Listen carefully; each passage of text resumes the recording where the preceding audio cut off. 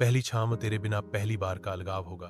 रात की उस चुप्पी में जब हर कोई अपने ख्वाबों में उलझा था, वह खिड़की के पास बैठकर उन बीते दिनों को याद कर रही थी, जब पहली बार उसकी आंखों में वह चेहरा उतरा था जो उसके जीवन की सबसे खूबसूरत तहरीर बन गया था, और वह जो अब किसी दूर शहर में अपने सपनों के पीछे भाग रहा था।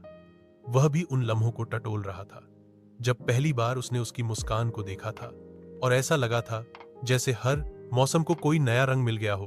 वह मुलाकात यूं तो अचानक हुई थी, पर जैसे किस्मत ने हर चीज पहले से तय कर रखी थी।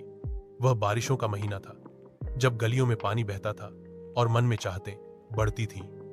और उसी मौसम में वह दोनों एक किताब की दुकान पर पहली बार टकराए थे, और उस टकराव में जैसे दिल की धड़कनों ने अपना रास्ता ढूंढ लिया था। उसने देखा कि वह पुरानी कविताओं की किताबें पसंद करती है, और वह भी उसी पन्नों की गहराई में खुद को खोया करता था। उस पहली बातचीत में कुछ खास नहीं कहा गया था, पर आंखों ने सब कुछ कह दिया था। और फिर उन दोनों के बीच एक ऐसी डोर जुड़ गई थी जो रोज खिंचती थी और रोज मजबूत होती थी। धीरे धीरे उनका मिलना बढ़ने लगा, किताबें बहाना बनने लगी, और हर बार मिलने पर जैसे वक्त थम जाता था। वह उसे देखता और हर बार कुछ नया पा लेता। उसकी हंसी, उसकी बातें, उसकी खामोशी, हर चीज उसे अपनी लगने लगी थी, और उधर वह भी खुद को उसमें ढूंढने लगी थी। उसे उसकी सादगी, उसकी समझ और उसकी दुनिया से भागते सपने सब कुछ खींच रहे थे। और फिर एक दिन उसने बिना कहे ही उसकी ओर कदम बढ़ा दिए, और उसने बिना कुछ कहे उसे थाम लिया, और फिर शुरू हुआ एक ऐसा सफर जो ख्वाबों में पला था। वह दिन थे जब वह उसे हर सुबह सबसे पहले याद करता था, और वह रात को उसकी बातों में ही दूसरी सांस तेरे लिए, जब उसने पहली बार कहा था कि शायद उसे कुछ समय के लिए शहर से बाहर जाना होगा, तो वह कुछ नहीं बोली, बस उसे देखा और अपनी आंखें नीची कर ली, क्योंकि उसके दिल ने पहले ही वह अधूरापन महसूस कर लिया था जो आने वाला था। वह दिन था जब दोनों ने एक दूसरे को गले लगाया और बिना कुछ कहे बहुत कुछ कह दिया। उसकी हथेली में उसका स्पर्श रह गया, और उसकी सांसों में उसका नाम। धीरे धीरे उसने खुद को समझाया कि यह दूरी जरूरी है, और वह भी यह सोचकर निकला कि कुछ ही समय की बात है, फिर सब पहले जैसा हो जाएगा। पर किसे पता था कि समय का स्वाद बदल जाएगा। वह दिन बीते जब वह हर रोज फोन पर घंटों बातें करते थे। अब वो बातें छोटी हो गई थी, और जवाबों में वो अपनापन नहीं रह गया था। वह घंटों मोबाइल को ताकती रहती और सोचती कि क्या अब उसके पास कहने को कुछ नहीं बचा, या फिर कोई और उसकी जगह ले चुका है। और उधर वह काम में इतना उलझ गया था कि खुद को ही खो बैठा था। वह रोज सोचता था कि आज फोन करेगा, आज कुछ खास कहेगा, पर हर दिन की थकावट उसे चुप कर देती थी, और उसकी खामोशी दोनों के बीच की दूरी को और बढ़ा रही थी। कभी कभी वह किताबें निकालती और पुराने पन्नों को छूती जिनमें उसकी लिखी बातें होती थीं, और वह महसूस करती कि क्या सब कुछ वाकई बीत गया है, या यह एक और इम्तिहान है।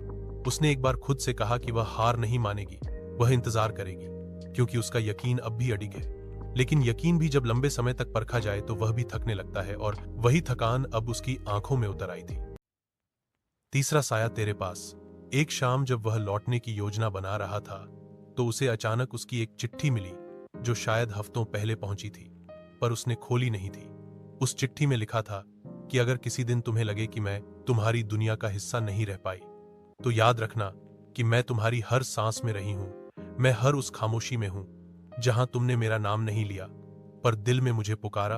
और उस चिट्ठी को पढ़कर वह टूट गया, क्योंकि अब उसे समझ आया कि उसने कितनी बड़ी गलती की है। वह सोचता रहा कि कैसे उसने उसे इतना इंतजार कराया, जबकि वह सबसे ज्यादा उसी की थी। उसने उसी पल सब कुछ छोड़ने का निर्णय लिया और टिकट लेकर उसी रात वापस निकल पड़ा, और रास्ते भर बस उसकी बातें याद करता रहा। उसकी हंसी, उसकी आंखें, उसकी बातें, और वह सब जो वह अब तक खो चुका था। जब वह उसके दरवाजे पर पहुंचा तो उसके हाथ कांप रहे थे, क्योंकि पता नहीं था कि वह अब भी उसका इंतजार कर रही होगी या नहीं। दरवाजा खुला तो वह वहीं खड़ी थी, जैसे वर्षों से बस उसी पल के लिए रुकी थी। दोनों की आंखें मिली और एक गहरा सन्नाटा बीच में उतर गया।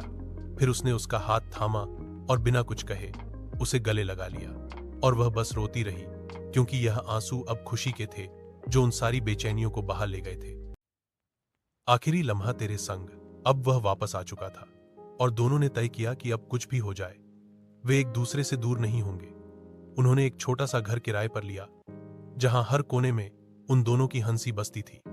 अब वह फिर से सुबह की पहली चाय उसके हाथ से पीता था और वह शाम के वक्त उसके कंधे पर सिर रखकर उसकी सांसें सुनती थी। उन्होंने उन सब अधूरे सपनों को मिलकर पूरा करना शुरू किया जो कभी ख्वाबों में रह गए थे। हर रविवार को वह उसी पुरानी किताबों की दुकान पर जाते जहां उनकी पहली मुलाकात हुई थी और वहीं से हर बार एक नई शुरुआत करते वक्त बीतता रहा। पर उनके बीच अब कभी खामोशी नहीं आई क्योंकि उन्होंने सीखा कि प्यार को बोलकर जताना जरूरी है और इंतजार करने से बेहतर है साथ निभाना। एक दिन जब वह बैठी थी उसके लिए उसकी पसंदीदा कविता पढ़ते हुए तो उसने उसकी ओर देखा और कहा कि अगर इस जीवन में मुझे कुछ दोबारा जीने का मौका मिले तो मैं फिर से तुझे ही चुनूंगा। और वह मुस्कुरा दी क्योंकि उसे अब किसी और सबूत की जरूरत नहीं थी। उसकी आंखों में अब सुकून था। वह अधूरी नहीं रही थी, अब वह पूरी थी। और वह भी क्योंकि अब वे दो नहीं एक हो चुके थे और यह कहानी अब अधूरी नहीं रही थी।